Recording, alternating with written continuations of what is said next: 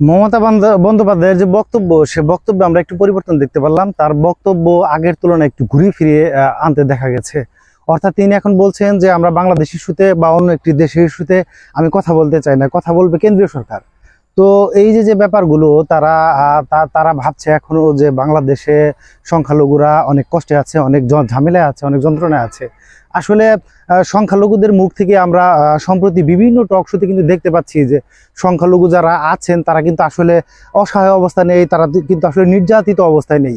বিগত সরকারের অলিগার হিসেবে যারা কাজ করেছেন তারা তারা কিছুটা ওই সময়ে, অর্থাৎ সরকার পতনের পর পর তারা কিছুটা বিপদে পড়লেও, তারা কিছুটা নির্যাতিত হলেও আসলে যারা রাজনৈতিকভাবে সংশ্লিষ্টতা নেই, যাদের সাধারণ সংখ্যালঘু যারা, তারা কিন্তু ভালো আছে। এবং আমি বলবো যে তাদের এই সরকার, কেন্দ্রীয় সরকার, ভারতের কেন্দ্রীয় সরকার যদি একটি প্রতিনিধি দল পাঠিয়ে দেখতে চায়, তারা কিন্তু দেখতে পারে সরেজমিনে এসেও আসলে কি অবস্থা আছে। গত ভিডিওতে আমি একই কথা বলেছি। তো ভারত সরকার দেখা যাচ্ছে যে একটি প্রতিনিধি পাঠিয়ে সরকারের সাথে আলোচনার একটি চেষ্টা করছে। তো আসলে এই চেষ্টাটা করার চেয়ে আমার মনে হয় সরাসরি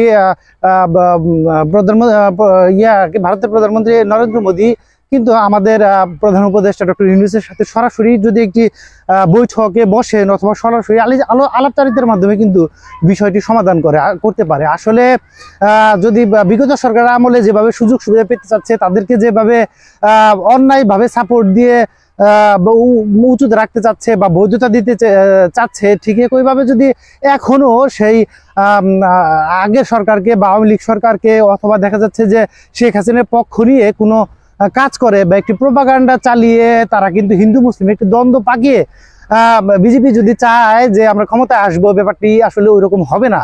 কারণ হচ্ছে এখন কিন্তু আন্তর্জাতিক মিডিয়া জগতে এই বিষয়টা চলে গেছে, তারাও কিন্তু চোখ রাখছে। তো চোখ রাখলে তারা যখন কিছু বাংলাদেশে পাবে না, তখন কিন্তু পজিটিভ ফিডব্যাক আসবে, এটাই স্বাভাবিক।